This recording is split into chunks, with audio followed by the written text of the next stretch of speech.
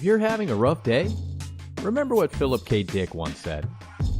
If you think this universe is bad, you should see some of the others. Greetings and welcome to the Real Deal Science Fiction Podcast, where we look at all things science fiction, science fact, and where it all comes together. I am your host, Polly Sci-Fi, and today I'll be talking about the new Netflix series Lost in Space, Artificial Intelligence, Season 3 of The Expanse, and a few things to look forward to this week in science fiction. Remember to subscribe to the Real Deal Science Fiction Podcast and write a review on iTunes or whatever platform you may be using. Join in on the conversation and follow the show on Twitter or Facebook, or go to polysci-fi.com. That's P-A-U-L-Y, Hey, Polly. SCIFI.com, and post your thoughts on the feed in the podcast section.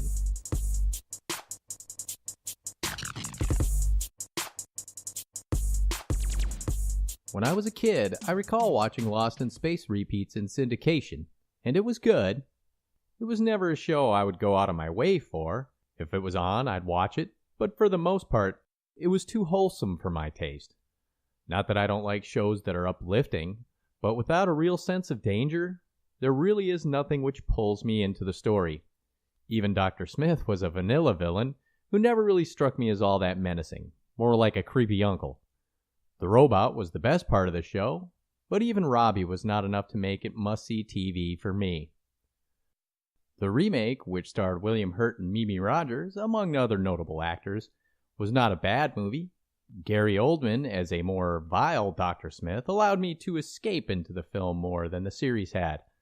The special effects were great at the time, and the director made a world which was believable.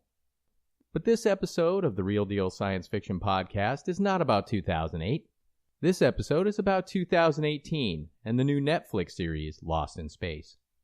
When I first heard about the series, I had my doubts, as I now have with the Foundation novels written by Isaac Asimov coming from Apple.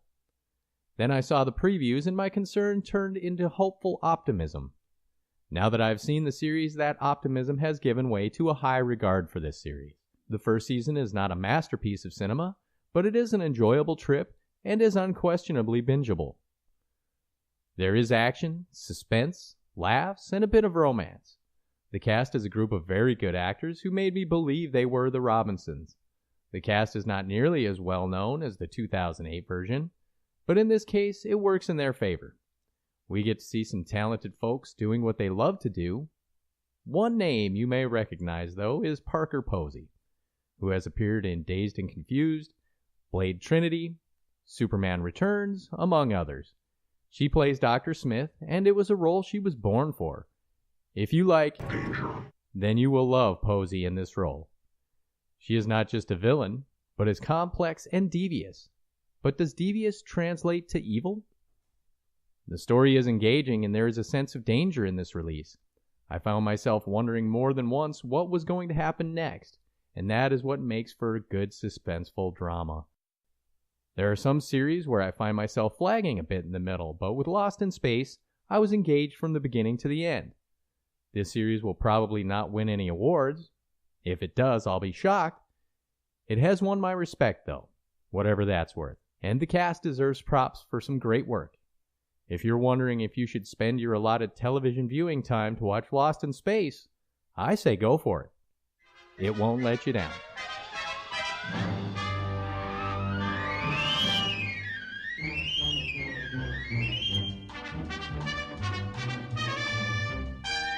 In part 1, I gave you my views on the new Lost in Space, but what is Lost in Space without the robot? Now let's look at some science fact. The robot is the epitome of artificial intelligence, and the field of artificial intelligence has come a long way since the inception of computers and the promise of intelligent machines. We have been shown the dangers and the possible success of the seemingly unavoidable future of computer science. From Skynet from Terminator to Sonny from iRobot, we have come to see what could lie ahead in the future for AI, but does artificial intelligence mean sentience? The question has been, and still is, what is sentience? Where does it come from? If one declares oneself self-aware, does that make it so? One day soon, it seems as though we are going to find out.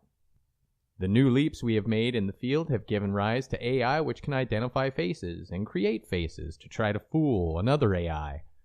Artificial intelligence is just as it sounds. It is the facsimile of intelligence, and not the spark of a soul. Sentient AI is that spark which is considered life. Video games use AI to make the enemies more difficult to defeat. Speech recognition also uses a form of AI to recognize words and sentences.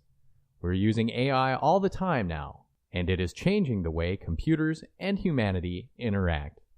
There are millions of uses for AI, but when a machine has what is considered a soul, will they become more than machines, just as we are more than animals? I don't fear becoming sentient machines, but rather I see it as a step forward in our evolution as a species.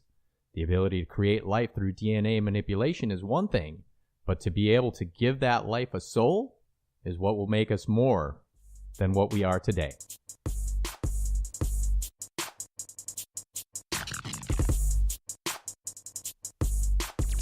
Did you see the Season 3 premiere of The Expanse? If you didn't, then I hope you have it recorded. There are no spoilers here, so no worries. Season 3, Episode 1 was a great kickoff to what could very well be the best science fiction series on the small screens at this time.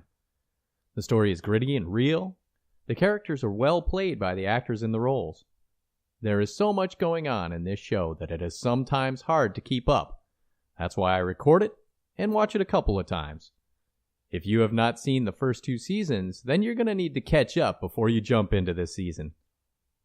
If last season was the big reveal of the main storyline, then this season promises to be the turning point. If that is the case, then none of the characters we have come to know are safe from the coming storm. This spring of 2018 is already shaping up to be a great moment for science fiction, and from what I've seen, it's only going to get better with the new season of The Expanse and all the other sci-fi fare coming our way. So buckle up.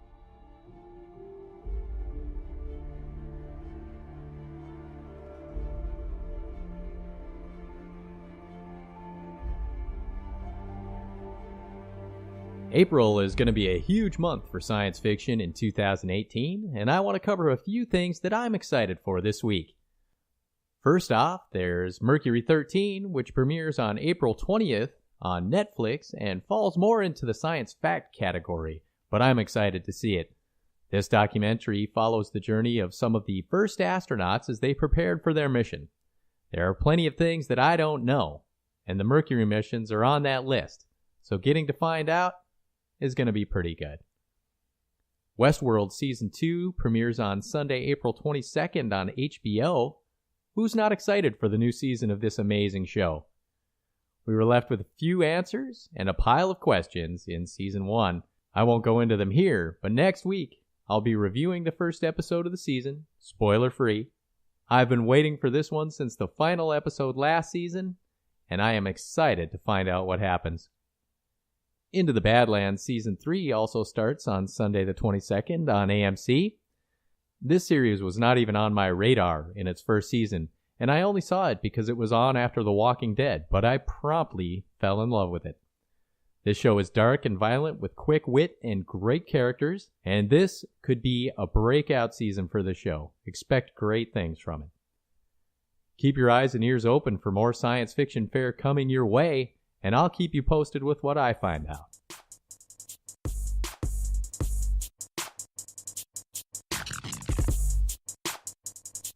Thank you for listening to the Real Deal Science Fiction Podcast. If you enjoy the show, please leave a review on whatever podcast service you're using.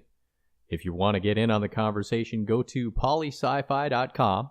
That's P-A-U-L-Y, Hey, Paulie. S-C-I-F-I.com, and post your thoughts on the feed in the podcast section. I'm Poly Sci-Fi, wishing you an amazing today and an even brighter tomorrow.